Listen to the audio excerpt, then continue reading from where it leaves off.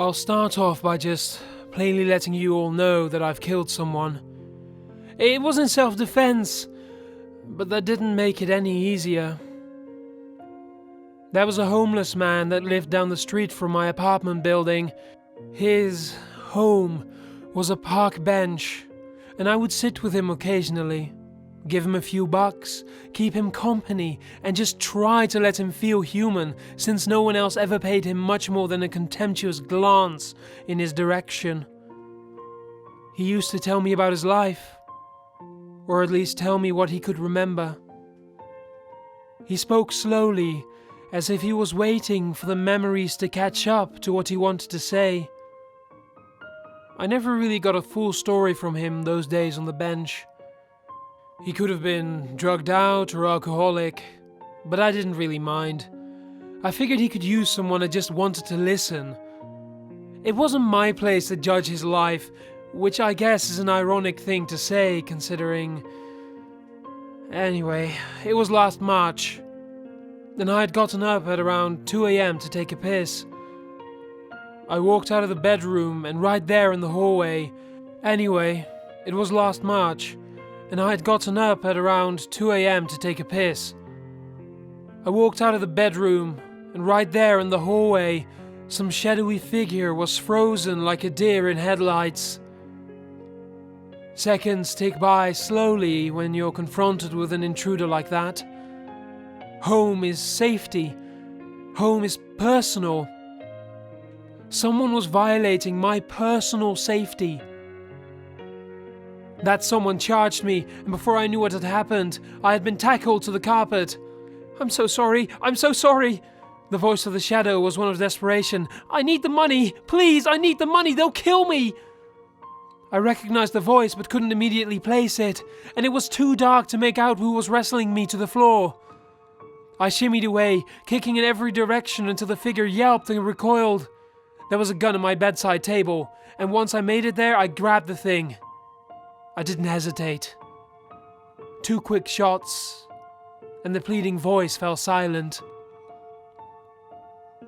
I turned on the light, and at that point, I was trying to deny what I expected to be true. My knees buckled. I had guessed right. It was at least 10 minutes before I pulled myself out of the haze enough to grab my phone and dial the police. I wasn't charged with anything. They asked me a few questions, and they told me Guy had owed some money to a drug dealer. Everyone scoffed and figured, screw that junkie. And I couldn't shake the sound of his voice. The anguish. He wasn't some junkie. He was a man that needed someone to take notice of him. And I was the one to end his life. I was his executioner without meaning to be. The only friend he had was the one to guarantee he would be lonely forever. It felt, and still feels, strange to beat myself about it, but I tried to believe Guy wasn't acting out of malice, just fear. I could always reconcile it by assuming he was just trying to hurt me, but what good would that do beside giving me some false satisfaction, some sense that I had done the right thing?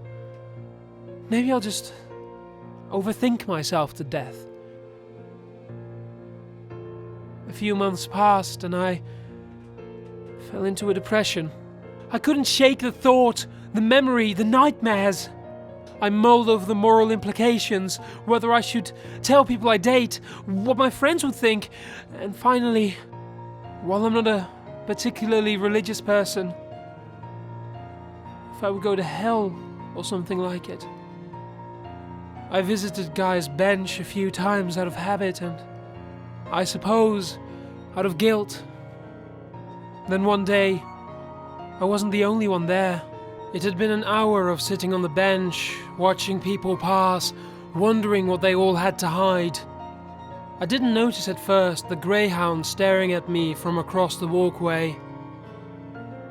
I cocked my head to the side. The dog did the same. I called it forward, and the greyhound approached me. He had a collar, but no name tag. No one seemed to take notice of the dog, and I didn't want to just leave him. But my building didn't allow pets, so the little guy was out of luck. I got up to leave, started walking away, and the dog followed. Stay. Hell if I knew whether the thing was trained, but it was worth a shot. I turned to walk away again, and the dog followed. After letting out a long sigh, I decided, fuck it, I guess he's coming with me. I smuggled him into the building in a blanket. Some flyers were made up, and some shelters were called. No one had reported a greyhound missing. I named him Guy, since I had found him by the bench. I felt better having a companion. After the incident, I hadn't really spoken to or seen anyone, friends, family. I figured they would only have questions when I just wanted to forget. Guy the dog couldn't ask questions. He could only bark and eventually, with enough repetition, roll over, sit and stay. He was kind of a cliché dog. He would fetch my slippers. Sit next to me on the couch, catch frisbees, play fetch. Sometimes I felt like it was too perfect, like something was bound to go wrong. And then something did. One night, I had one of the most vivid nightmares about the killing. Except this time it wasn't just Guy the homeless man attacking me. Guy the dog was whimpering nearby, and he came over to rest his head on my face while Guy the man struggled to pin me down. When I made it to my gun and fired twice, I turned on the light to see only Guy the dog had been killed. Guy the man's body had disappeared. I woke up to screaming. It was not my own screaming. There was something between a dog's yelp and a human shouting in pain coming from the kitchen. I grabbed my gun. I assumed Guy the dog was in trouble. What I saw was hard to describe. The sinewy greyhound dog had arched up like a threatened cat, and the spine had torn through the thin coat of fur. Now, instead of greyish dog skin, a human back began to emerge from the dog. Guy's snout contorted up and bent into a U shape, the teeth receding into the jawline. I took a step back and tripped, twisting my ankle on the tile floor. That was where I remained, unable to tear my eyes away from the scene. Guy's paws began to pull apart into long fingers with patches of fur and human skin. The dog gagged and snarled and then screamed in a human voice again, in complete agony. I held my ears, but it did no good. One leg had completely turned into a human arm, lacking skin in some places. Veins and exposed muscle building themselves out of nothing. The arm reached out for my ankle, and I scuttled away towards the hall. I still had my gun, but I was too petrified to use it. What if it did nothing? What if it killed this thing? How would I explain this? An hour passed with me on the floor watching my dog thrash and break and become human. Then at last, silence. I had been breaking up watching by covering my eyes in short bursts. I feared that if I stopped watching for too long, the thing would attack, but I could barely stomach the sight. When the silence came, I'd been averting my gaze.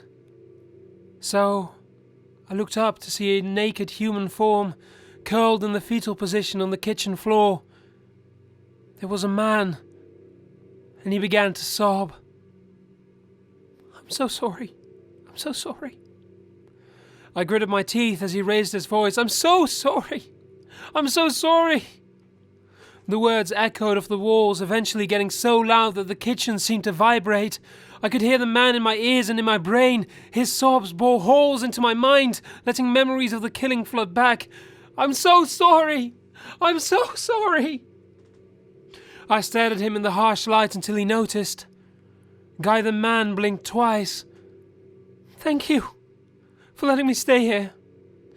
I didn't mean to be such a burden."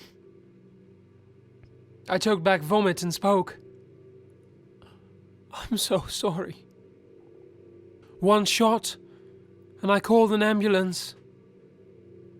They arrived to find me on the floor, having shot a hole in my cheek. There was no dog and no other body, but I'll swear to you now, like I swear to them, I wasn't trying to kill myself. He was there. He's still there. He's always there. And I wish he would just go. I still go to Guy's bench sometimes.